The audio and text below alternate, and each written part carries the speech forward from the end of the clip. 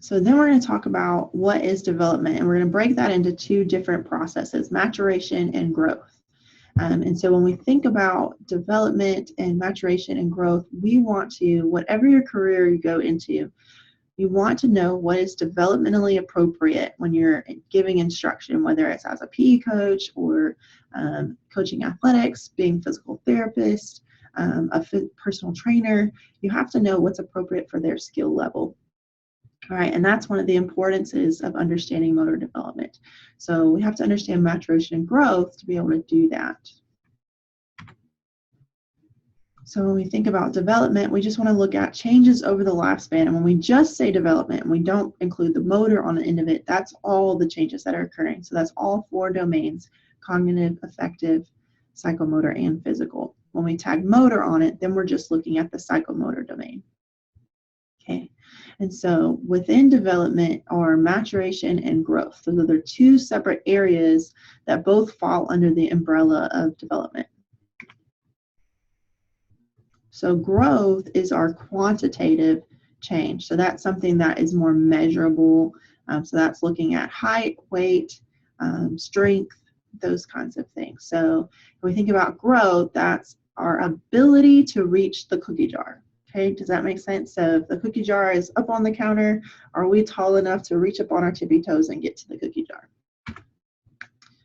So maturation is the qualitative changes. So that's looking at function. How good is that movement?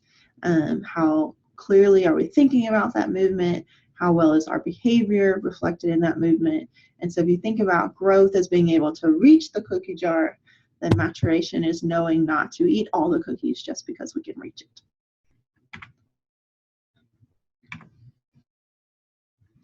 So then let's talk about age periods. So if we're going to look at the mountain of motor development in a minute.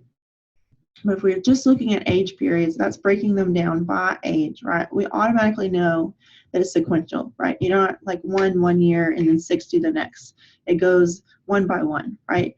And each year of your life, you are developing different skills. And so they've grouped all those age periods where you have more development or less development together to represent kind of a cohort, right? All of the middle adult looks about the same, late adult looks the same, infancy looks about the same, even though that's a wider age span.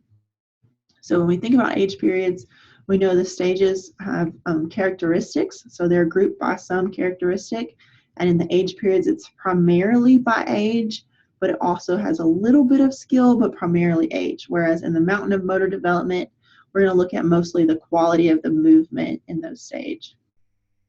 The stages always follow the same order, and then the stages are the same for everyone, right? So I don't get to decide whether I may go through the stages at a different rate, but I'm still going to go through the same stages.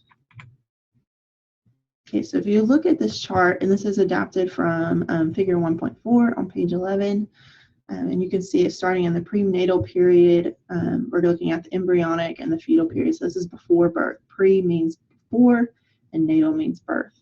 Through early childhood, that's really going 4 to 7 years. And then middle childhood to late childhood, now we're only 2 years.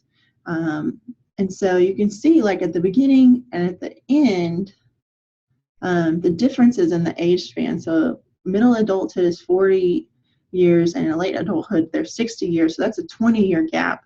Whereas, you know, in the beginning, the prenatal period, we're only looking at about 8 weeks.